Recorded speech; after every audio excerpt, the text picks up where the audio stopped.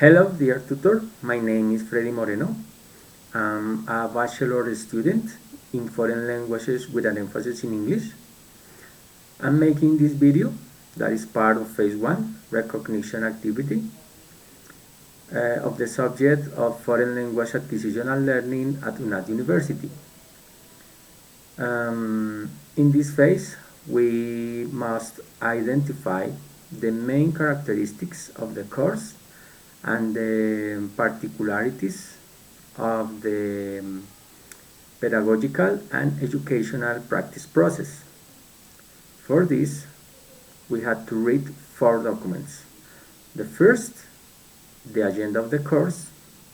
Second, the syllabus of the course. Third, the agreement regulation of pedagogical and educational practices, and the last one was guidelines for the development of pedagogical and educational practice. Then, when we understood and analyzed all of them, we had to make a video identifying the following. In respect to the syllabus, we had to identify course description. This course is a methodological course, theoretical, practical. This course is part of the component practical in its phase participant observation practice. This course is developed concerning a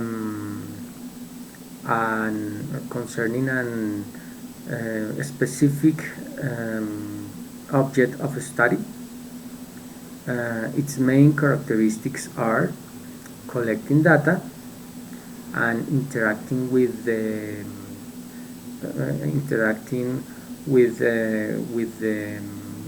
phenomena and or events observed. Students must develop 32 hours of practice and 20 of them in the educational institution. In respect to the number of phases, this course is made of 5 phases. Phase 1, recognition activity, and in this phase I need to make a scheme and a video about all items concerned with the pedagogical and educational practice course. Phase 2, participant observation practice. In this phase I need to make an exam of the factors that influence in the process of foreign language acquisition and learning in a methodically and detailed way. In phase 3, participant observation practice, I need to make within the context of the pedagogical practice scenario a chart, or I need to make a comparison between main theories on foreign language acquisition and learning in a chart. And in phase 4, participant observation practice, I need to make a reflection and answer some questions about the teaching strategies used within the classroom based on the students' learning characteristics. And the phase 5 final activity In this phase, I have to develop a proposal related to the new assessment approaches in the classroom environment. Other aspect that we had to analyze was the learning outcomes. There are 5 learning outcomes which are related with the phases on this course.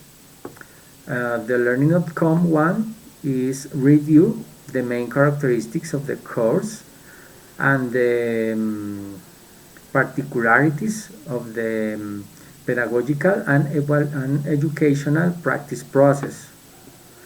Learning outcome 2 is to make an exam the factors that influence on the process of foreign language acquisition and learning methodically and in detail within the pedagogical scenarios. Learning outcome 3 is to make a comparison between the main theories on foreign language acquisition and learning in a chart within the pedagogical and educational scenarios. And learning outcome 4 is evaluate teaching strategies used within the classroom based on students' learning characteristics. And learning outcome 5 is set up a proposal related to the new assessment approaches in the classroom environment. Other aspect that we had to identify is number of units of this course. This course has 2 units. Unit 1, foreign language from the theory to the practice, and Unit 2, learning trends in foreign language. In respect to the agreement regulation of the pedagogical and educational practices, we had to identify its chapters and articles. This agreement configures the norms and guidelines stipulated by each school or program to regulate and define the conditions and activities necessary for the exercise of the practical component in the different scenarios established for its development. So, chapter 1, definition and purpose. In this chapter, we can find 2 articles, Article 1 and Article 2. Chapter 2, generalities and definitions.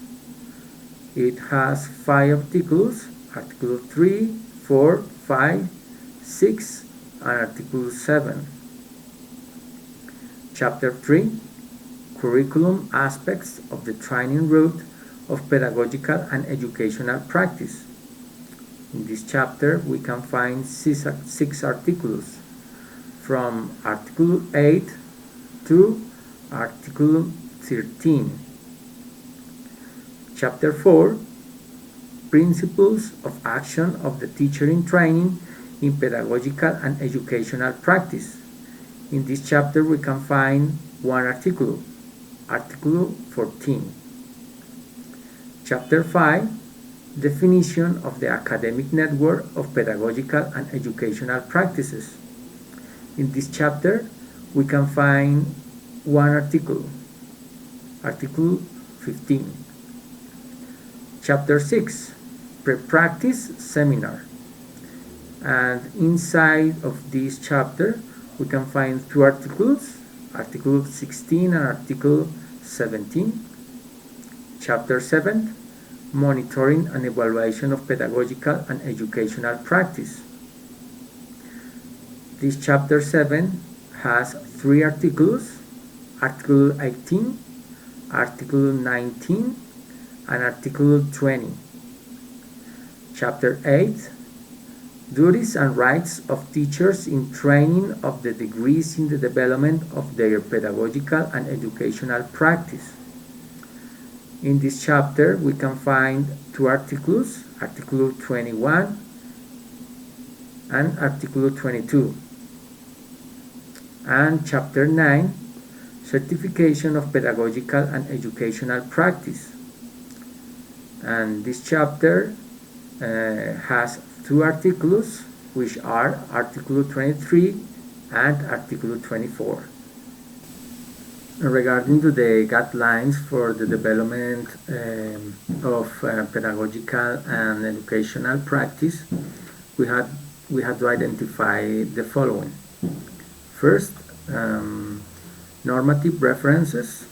There are 11 laws and decrees and resolutions that make up our educational system, and more specifically resolution 6966 in its article 6 that emphasizes in pedagogical practice for training for teachers training. And other aspect that we have to identify is the principles of action. There are 5 principles of action, which are: first, integrality of the teaching pedagogical practice. Second, dialogic between pedagogical actors. Promotion of protective environments for children and adolescents. Fourth, respect for the difference. And finally, 5, excellence in service. Other aspect that we had to identify is the bachelor's programs of the School of Educational Science.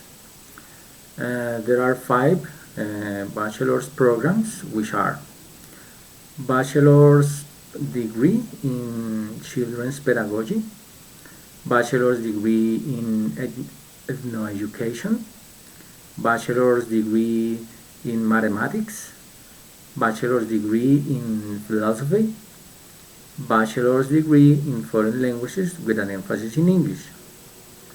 Other aspect is definitions. Definitions help us to better understand concepts that must be taken into account in our pedagogical practice. These are practical component, pedagogical and educational practice, a specific regulation of the pedagogical and educational practice, nature and offer of the practical component courses, and teacher in training. Another component that we had to identify was the pedagogical and educational practice route for the degree in foreign language with an emphasis in English. It develops gradually through the phases of observation, immersion, and evaluation, all of them with a total of 40 credits. Another component is the pre-practice seminar. This seeks reflection and understanding of the process of the pedagogical and educational practice by the teacher in training. The bachelor's student must do it when